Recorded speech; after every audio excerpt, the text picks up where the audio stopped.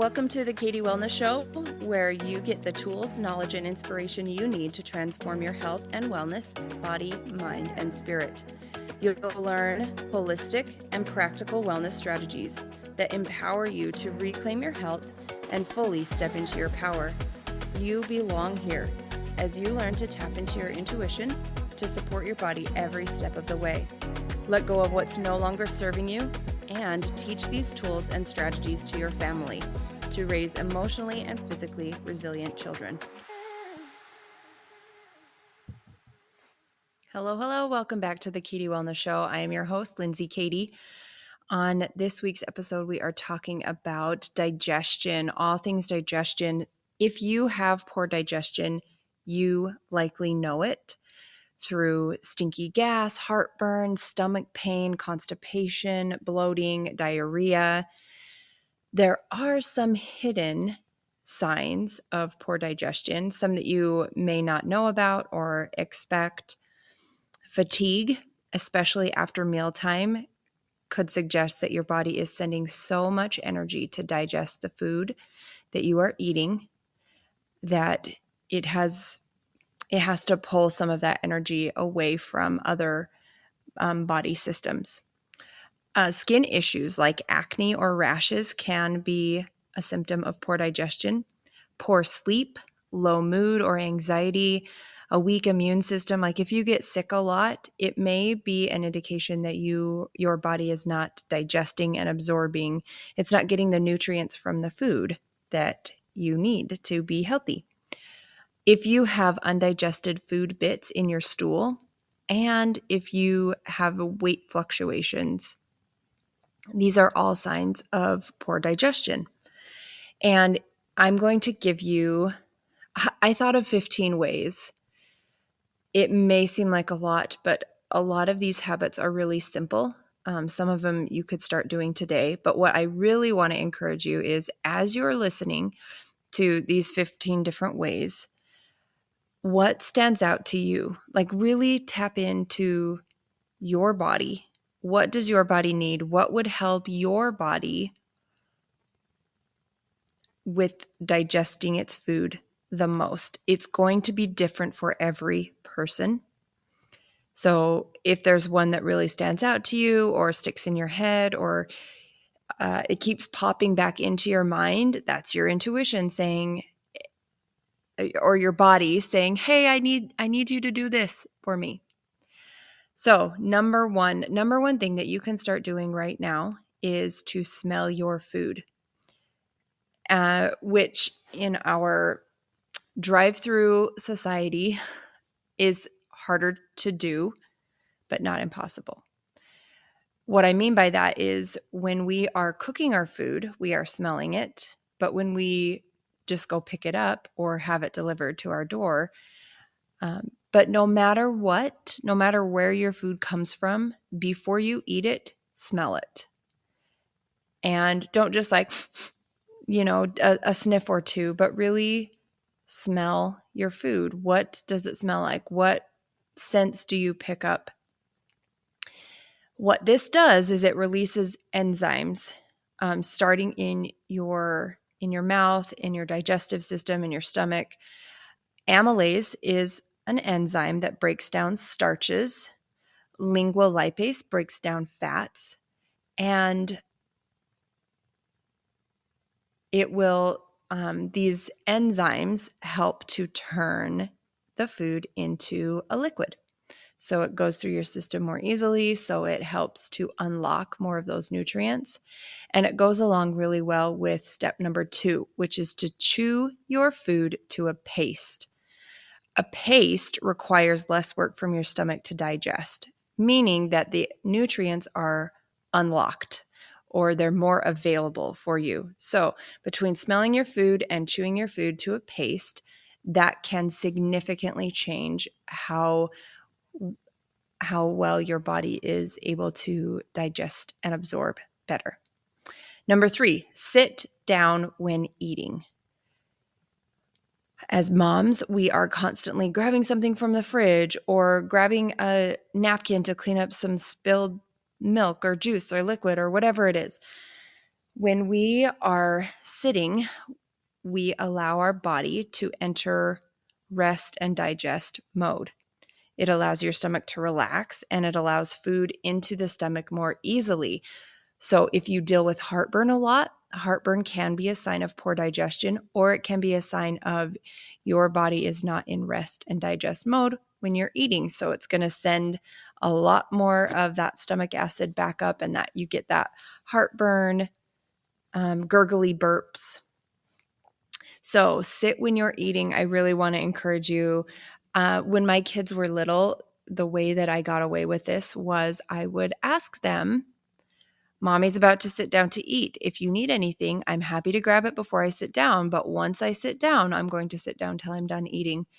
And while it wasn't a perfect system, my kids learned to recognize that sitting down at mealtime was a priority for me, and that they couldn't expect me to do everything for them, especially when I was eating.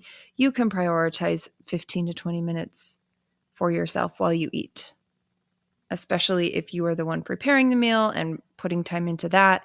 You can give yourself 15 minutes. Like, I don't know if you need it, but here's your permission. All right.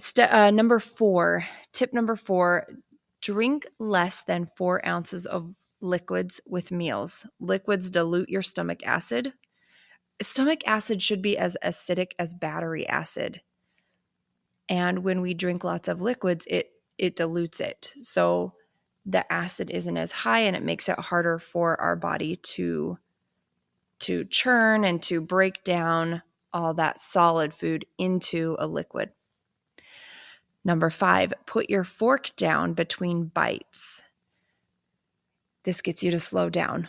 So if we are thinking of, taking in a lot of food, we sit down to eat. Sometimes it's just shovel, shovel, shovel. I got to hurry. I got to move on to the next thing. Well, if you were to add a whole bunch of garbage to a trash compactor, like so much that you could barely shut the drawer, it's going to have a lot harder time pushing it down and making room. And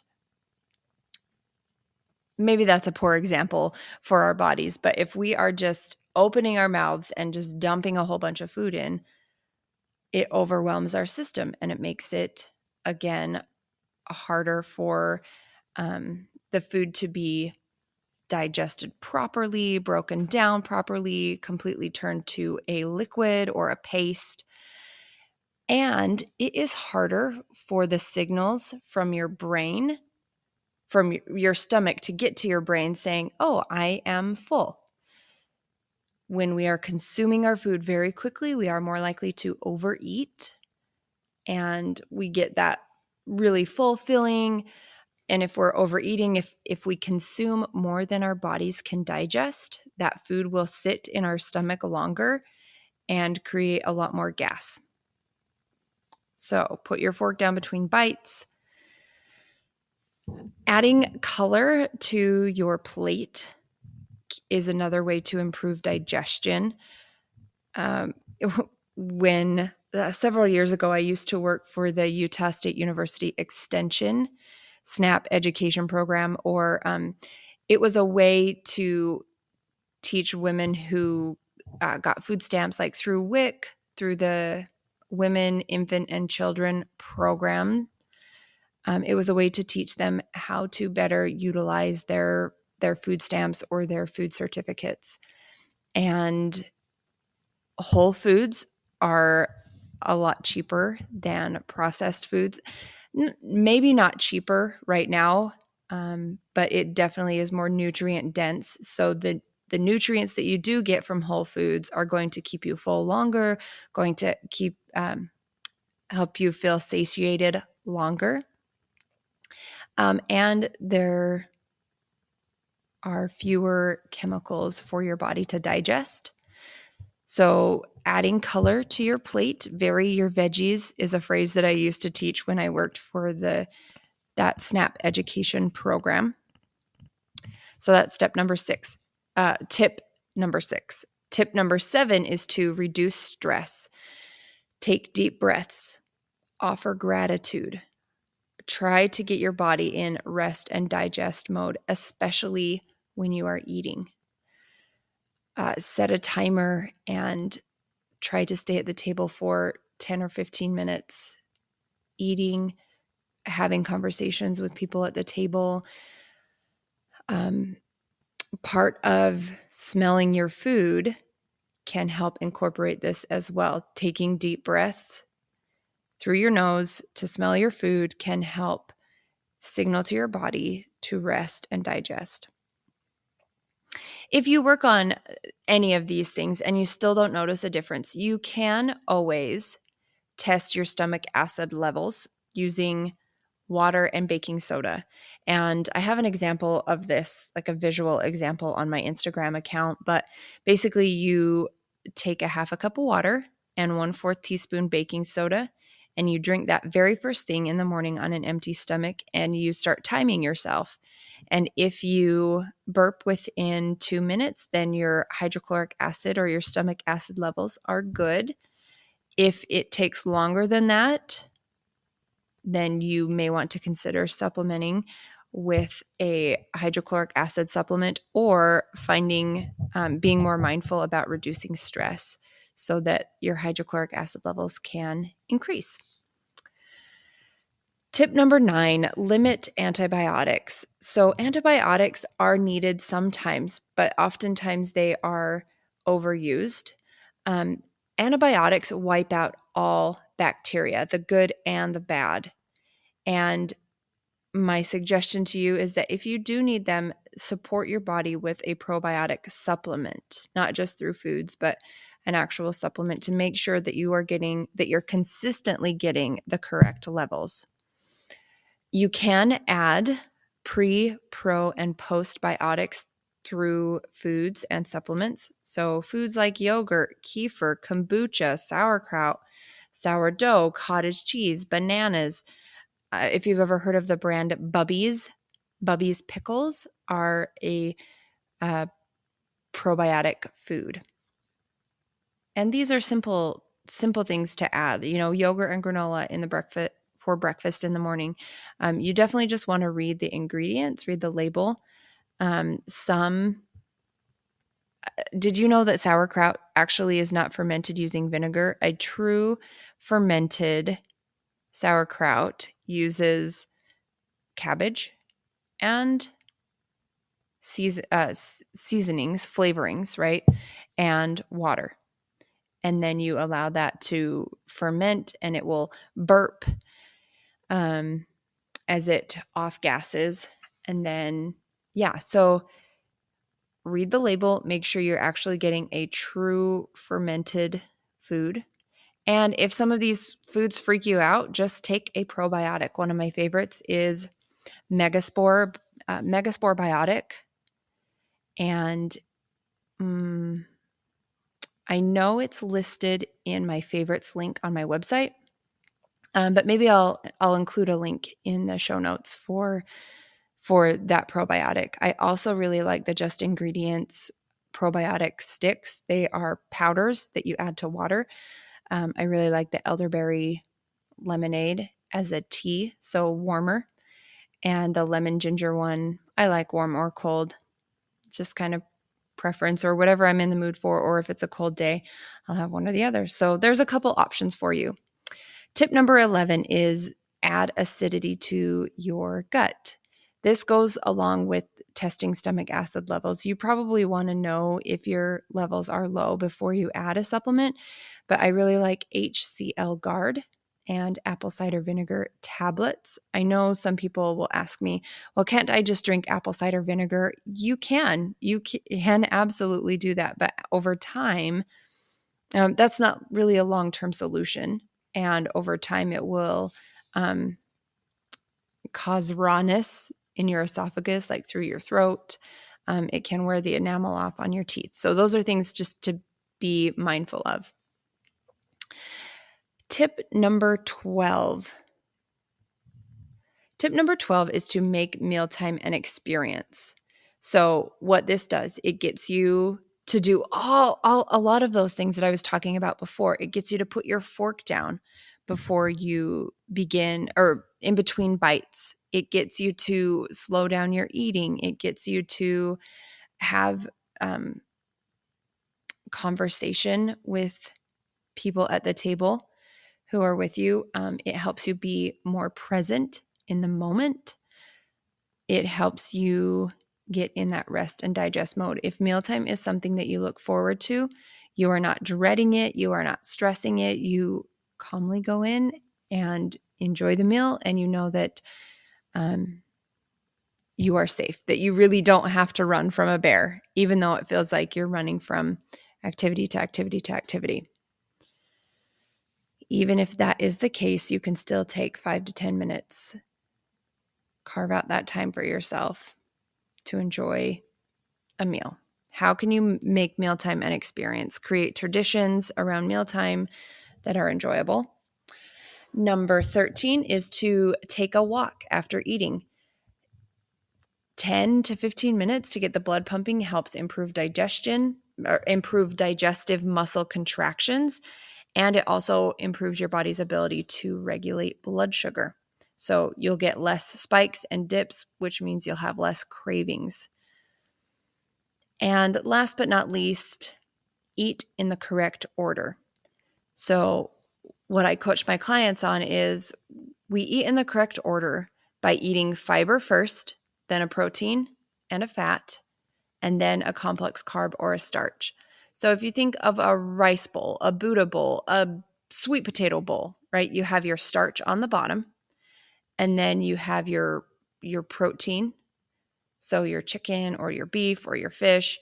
You'll have your fat. So oftentimes this is like a sauce or a dressing, like an avocado-based dressing or an olive oil-based dressing.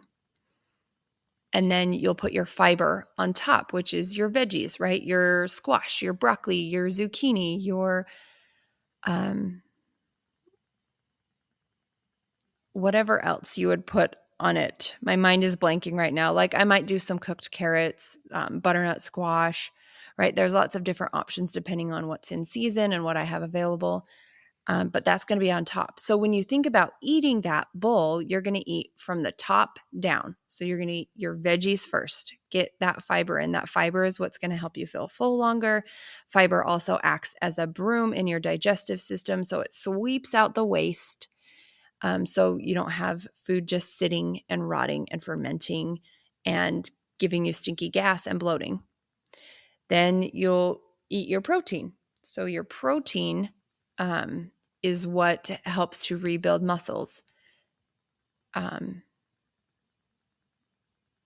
rebuild and repair muscles, I guess. And then you have your fat. So it is so important to eat fat for your hormones, for your brain health.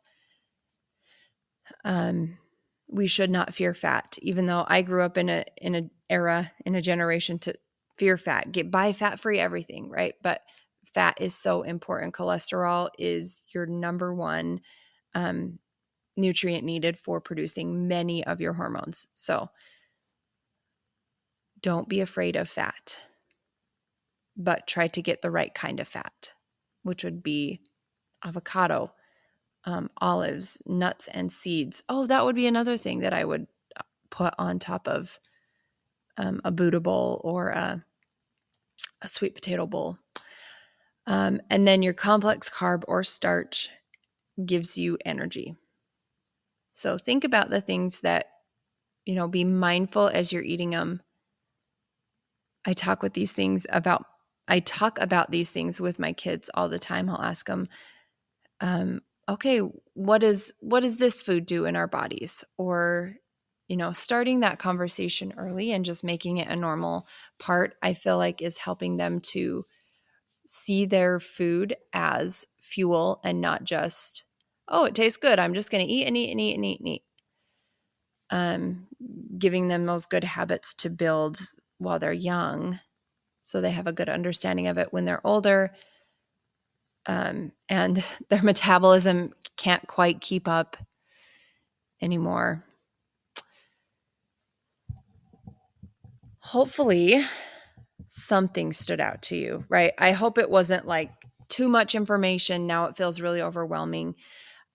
Just choose one or two things that really stand out to you and work on them for a week. And then once you feel like those are habits for you, then you can pick one or two more. If you try to do them all at the same time, you're going to feel too overwhelmed and it won't stick. So pick one or two, make them a habit, and then add more. Thank you for joining me on my podcast. Hopefully, these digestive helps will help you avoid the bloating and the after mealtime fatigue, help clear up skin issues or poor sleep. But if you feel like you are needing more help, more guidance, more hand holding, maybe you don't quite know what your body is trying to tell you, I would love to help you. A hair scan is a great tool that I use. They are incredibly accurate. I am still so surprised every single time. I don't know why, because I've done over 200 scans. And so I shouldn't be surprised, but I still am sometimes. The technology is amazing. It looks at how your environment and your genes work together to make you healthy or sick, and it gives you really at the root what is it that your body is needing, and helps you heal from the root cause. It gives lots of really good information. So if you are needing a little bit more hand holding, if you're needing someone to walk you through what is actually going to make the biggest impact for you, please reach out. There is a link to book in my show notes. You can book a free discovery call to see if working with me is the best way to go. Or you can book a hair scan. I do virtual hair scans. So I would mail you a kit, you collect the sample and you mail it in, and then we meet over Zoom to go over all of your results and create a plan that is personalized for you, that is doable, that does not feel overwhelming, and that you have a say in, that it's not just me throwing a whole bunch of things at you saying you need to do all these things to be healthy.